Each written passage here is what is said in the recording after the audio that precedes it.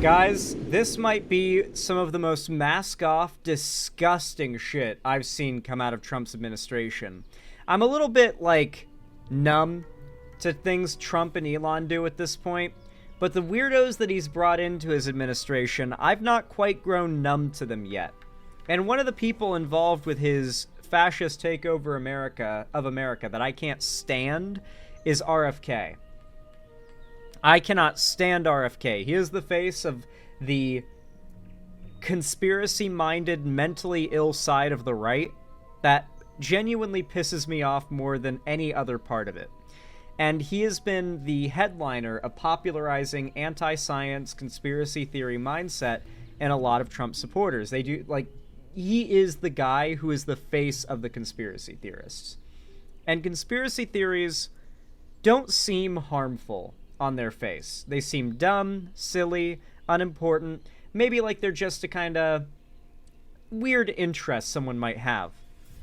But if someone really believes in a lot of these conspiracy theories, they tend to lead to some pretty horrible ideas that can cause some pretty harmful beliefs to start being expressed or acted upon. And in this case, it's ableism. I don't really talk about ableism that much, and I feel like that's a failing of my channel. I mean, I do, but there's just not a lot of, like, decidedly, specifically ableist rhetoric out there to go out debunking, you know? But this is a case where that changes. RFK, the anti-vaxxer, and guy who literally wants to ban fluoride from being in our water because he thinks it's being used to make us weak to government mind control or something. He literally believes that, by the way. He wants to get rid of fluoride in the water because he thinks it's a government mind control chemical. That aside, though, RFK went on a big rant recently about autistic people. And it went way beyond medicine, way beyond science, and he started expressing some of his own personal opinion. Started suggesting some pretty insane things. I don't want to spoil anything, but, well, one of the things he said is they want to try to find a cure to autism, which is just not the kind of thing you want to be hearing, because autism does not work that way. There is not a cure to autism. When people talk that way, it tends to be euphemism for eugenics. Oh, excuse me. Drinking that Monster, it's making me have to burp. New reaction today to the CDC revealing a sharp spike in autism cases in children ages 4 to 8. The numbers show 1 in 31 8-year-olds were identified with autism spectrum disorder in 2020. So we're basically doing the left-handed thing once again, where it's the left-handed thing. It's where they banned being left-handed, and then they stopped banning it and punishing it, and then you had an exponential gain year by year in the amount of kids who were left-handed in schools until it completely leveled out about 50 years later, after being left-handed was no longer punished in schools.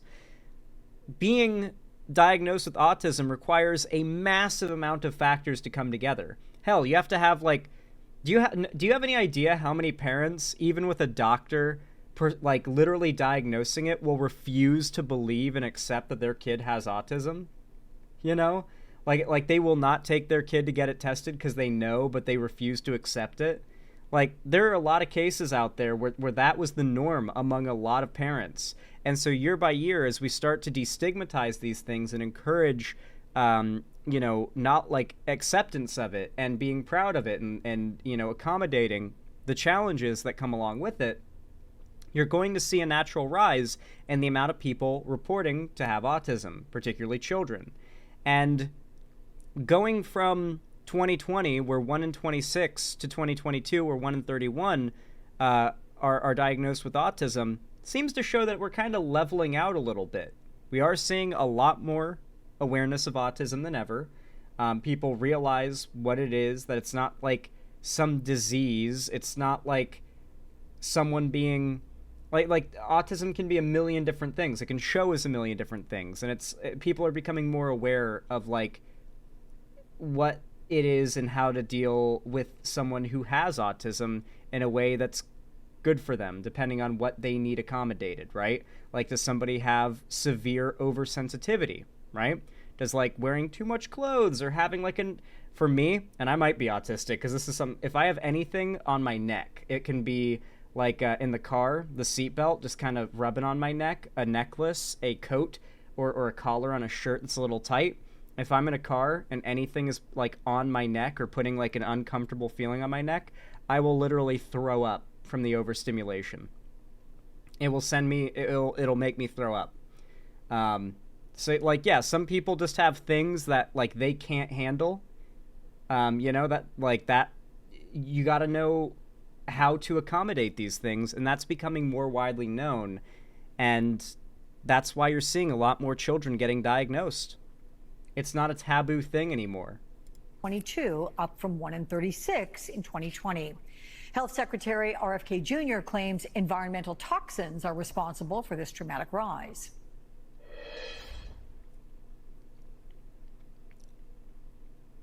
Genes don't cause epidemics. You need an environmental toxin. These are kids who will never pay taxes. They'll never hold a job. They'll never play baseball. I need to rewind this, because no, you did not hear that wrong. You did not hear any of that wrong. This fucking retard did, in fact, and I'm calling him a retard because this is what a retard looks like. RFK Jr., Trump, all those people, that is a retard, okay? That fucking croaky voiced ghoul. I hate him. I really do hate him. Listen to what he fucking said here. Listen to what he said. This dramatic rise. This triggers me. Listen to this motherfucker. Genes don't cause epidemics. You need an environmental toxin. Genes don't cause epidemics, because he's claiming a rise year by year in the amount of diagnosed cases of autism. Diagnoses of autism in children means that there is an epidemic happening, and that it cannot be caused by genes, autism, because there is what he is saying is an epidemic. And then he's leading it into talking about how there must be an environmental toxin causing it. And then in order to get people to care, he starts listing the things that apparently autistic people will never do or never be able to do. These are kids who will never pay taxes. I did not know that I didn't have to pay taxes because I have autism. Thank you for letting me know, RFK. You could have told me about, a week and a half ago. I would have really appreciated that. That would have really helped, if I'd found that out a week and a half ago, that my autism means I don't have to do it. But yeah, thanks. Thanks for letting me know. Better late than never. Thanks, RFK. Apparently, if you have autism, you will never pay taxes. Where's my autism tax exemption? Yeah, I didn't get it in the mail. They'll never hold a job. They'll never play baseball. They'll never write a poem. They'll never go out on a date. If you're autistic, RFK Jr. just said you get no hose. He just said you get no hose. You can't do sports. You can't create art. You can't get a job or pay taxes. His definition of autism, though not the medical definition, but his definition of autism seems to be like low functioning autism. Like if you like needing to have a caretaker in order to exist. That seems to be, I think he believes that 1 in 36 children are diagnosed with autism and then require a caretaker to exist in their lives. But even people who are low-functioning autistic do a bunch of the things that he listed. That's the thing. There are tons of low-functioning autistic people that do more than half the things he listed that autistic people as a whole supposedly can't do. This brain worm-addled Swiss cheese head fucking retard has the gall to claim that he is superior to autistic people. This man whose brain is melting, like his spinal cord is full of holes from the worm. like little worm burrowing holes, and he thinks he's healthier and superior to autistic people. Autistic children, nonetheless. This guy, Trump supporters call this guy the healthiest man in America. I'm not even joking. That is MAGA's nickname for him. The healthiest man in America. It sounds like they're joking, but they are actually serious. You're kidding? No. That's literally the title MAGA has for him, is the healthiest man in America. Many of them will never use a toilet unassisted. And we have to recognize we are doing this to our children.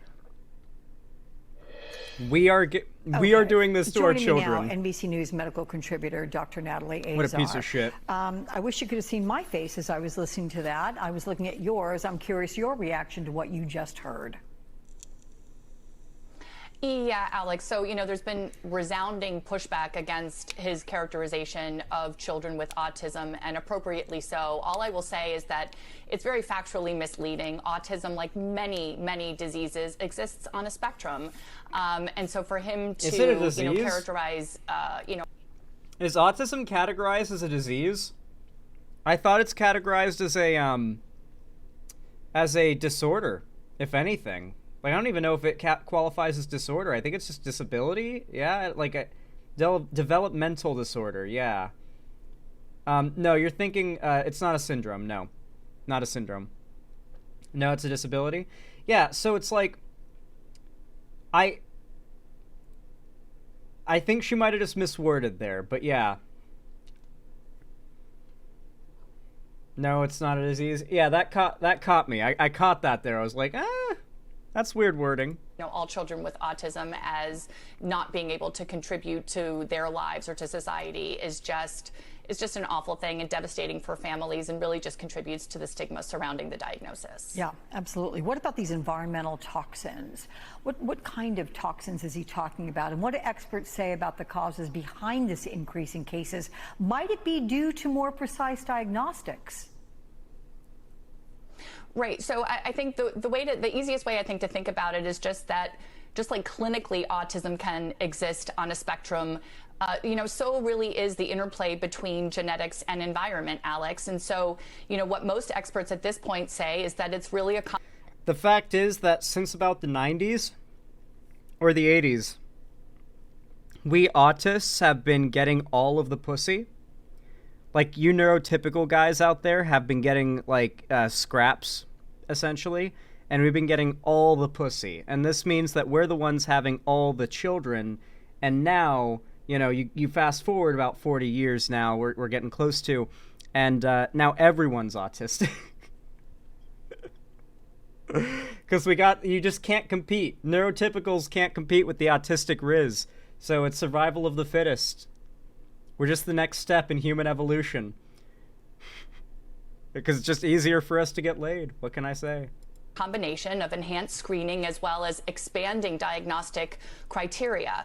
Just a couple of years ago, a study highlighted over 100 potential genes that could contribute to risk. In terms of environment, the different kinds of things that researchers are looking at as contributions include pesticides, phthalates, air pollution, maternal age, other in utero exposures, medications, for example, that all contribute to the risk. So it's very heterogeneous. There's not one explanation. And scientists have been trying for decades, Alex, to really elucidate the exact cause of autism, and we're just not there yet. And it's going to take a lot more focus and research to find out the answers, but there is growing concern now around the new budget cuts to the Health and Human Services Department, on top of the layoffs we've already seen. The Trump administration is eyeing about... Autism is just genetic. I assume it's genetic, like, fully. I feel like, something that we have to... Okay. All right. I'm going to sound a little crazy here, but I promise you I'm not making this up. All right. Mental health research and research into psychology and its connection to other sciences like biology and genetics is actually a really comparatively unexplored field. There are definitely going to be groundbreaking discoveries made in the near future groundbreaking decisions made in the near future that are going to change the way that we diagnose these things, how we view these things after they've been diagnosed, a variety of different things, right? We do not, our current science around these topics is not settled and it is not finished. There's going to be future changes, future realizations, discoveries, and recognitions. And one thing I wonder about is if autism or autism spectrum disorder, is that the name of ASD? Autism spectrum disorder? Is that like the proper medical term? Its symptoms are almost certainly, I feel like, I don't have any evidence for this, but this is just my kind of intuition. I feel like a lot of the symptoms of autism, symptoms if you want to call it that, a lot of the traits associated with being on the autism spectrum, I wonder how many of them are also common in just anything from other disabilities to just personality quirks that don't necessarily, and I'm not necessarily saying people get falsely diagnosed with autism. I'm more so saying I wonder if the fact that autism can be misdiagnosed or can be misrecognized or can look like something else or something else can look like autism, I wonder if that makes it a lot harder to figure out what causes it, right? Because I feel like it would just be caused by genes. Like, I don't see any reason to believe it's not a genetic thing that just travels through some sort of, genetic something. And that, while yes, you may have some cases where someone ends up being autistic without any family history of that or any suggested reason why that would be a thing genetically, it's and so you argue like, oh, it must be environment. I feel like a lot of people who claim, well, that must mean that it's caused by environment or upbringing are kind of jumping the gun, There are 100 genes. Most are recessive, related to the genes for OCD, ADHD. So what you're saying is essentially if like one of the human recessive genes that contains some kind of if a gene that's supposed to be recessive ends up dominant, then that's typically what probably causes these issues. That's what you're suggesting to Lancer?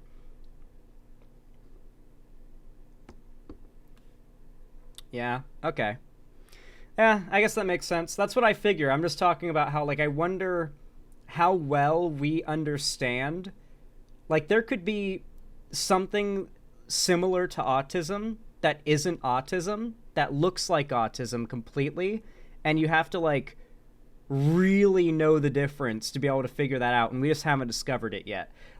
Half of people diagnosed with autism could have something else that's, 90% similar, but 50 years from now we'll have a totally different name for it, That's happened in medicine, particularly in psychology, a million times. The term autism spectrum disorder makes me feel like in the future we're going to have 15 different things that are all different labels for what was once just under the spectrum of autism.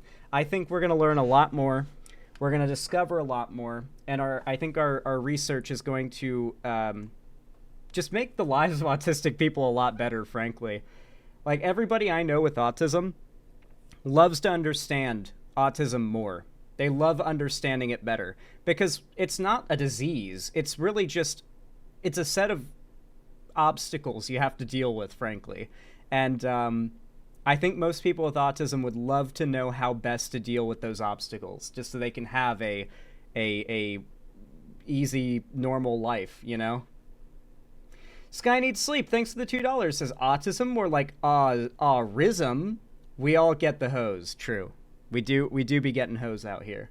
$40 billion in cuts to HHS next year. That's the autism isn't the obstacle. Society is the obstacles. No, no. Autism is an obstacle at times. Okay, there are plenty of autistic people that'll confirm that there are things that come with that they would absolutely call an obstacle.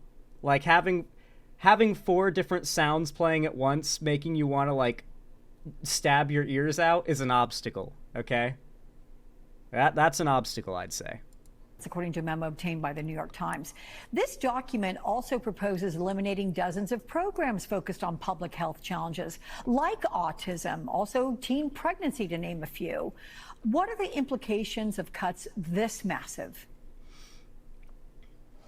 So, Alex, they're far-reaching, and you know, I think some of these will be felt acutely, and many of them may be felt for generations and decades to come. You know, that $40 billion represents about a third of the current budget, and they're achieving that by consolidating some programs and eliminating completely certain other ones, and no agency is untouched. There are massive, massive changes happening at the NIH, at the CDC, different programs for disease surveillance, outbreak preparedness. At the FDA, there are changes.